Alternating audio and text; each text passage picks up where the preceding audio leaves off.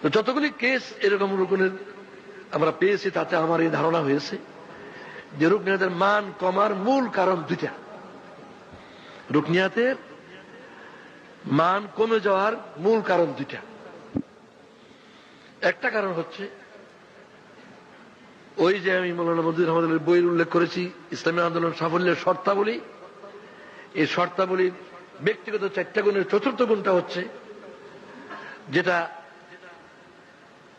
রুকনিয়াতের শপথের সময় রুকুন ঘোষণা করে, যেটা কালকে আমি উদ্বোধনীতে শুনে এসেছি, যে ইসলামকে কায়েম করা আমার জীবনের উদ্দেশ্য। আমরা রুজি রোজগার করি, চাকরি বাকরি করি, পেশা করি, সংসার করি, বেঁচে থাকার প্রয়োজনে করতে হয়, আল্লাহরই নির্দেশ বেঁচে থাকার জন্য করতে হয়, তাই করি। কিন্তু বেঁচে থাকবো কি জন্য? বেঁচে থাকবো দুনিয়ার এই কাজের জন্য নয়, বেঁচে থাকবো দ্বীনকে কায়েম করার জন্য। আসল উদ্দেশ্য হচ্ছে ওটা। দ্বীনকে বিজয়ী করা আমার জীবনের আসল উদ্দেশ্য। এই কর্মীদের 4টি প্রাথমিক পুঁজির গুণের 4র্থ নম্বর গুণটা হচ্ছে এই গুণটা। এই গুণটার অভাবে মান কমে। যখন আল্লাহর দ্বীন কায়েম করা তার 1 নম্বরে থাকে না, তার কার্যকলাপের কর্মতৎপরতার মধ্যে 1 নম্বর দুনিয়া চলে আসে। একটু আর্থিক উন্নতি করা, সচ্ছলতা বাড়ানো, একটু বাড়িঘরের অবস্থা উন্নতি করা, একটু ভালো খাওয়া পড়ার বন্দোবস্ত করা, আয় রোজগার বাড়ানো। এটা কোনো নিষেধ না, হারাম না, না জায়েজ না। কিন্তু ওইটা থেকে এটার উপরে থাকতে হবে। কিন্তু ওটা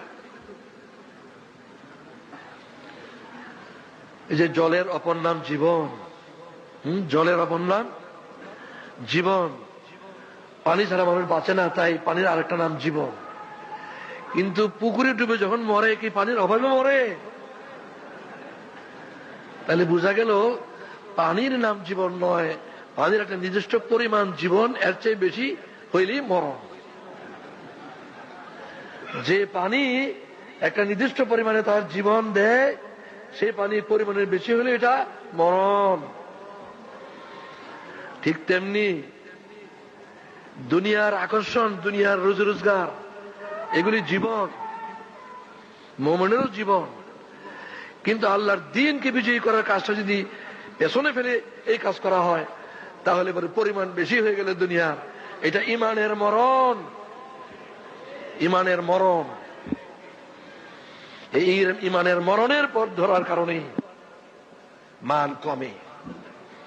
তখন এলেম কমে, আমল কমে, সব দিক দিয়ে কমে। এইগুলো একটা কারণ। এইটার কারণে বৈঠকে ঠিক মতো আসে না, রিপোর্ট দুর্বল হয়। এটার কারণে এয়ানত রেগুলার দেয় না, অনেক দিক দিয়েই তার কমতি আসে। দুনিয়া কামাই করতে হবে বেঁচে থাকার জন্য, এটা জীবন।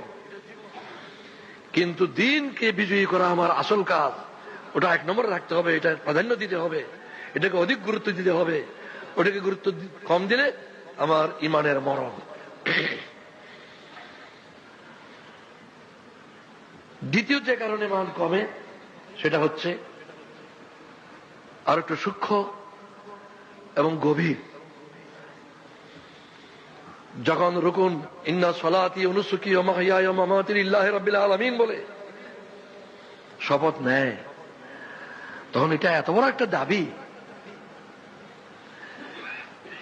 আল্লাহকে সাক্ষী রেখে আল্লাহর বান্দাদের সামনে ঘোষণা করছে রুকুন যে আমার জীবনের সবকিছু, হায়াত মত সবকিছু আল্লাহর জন্য।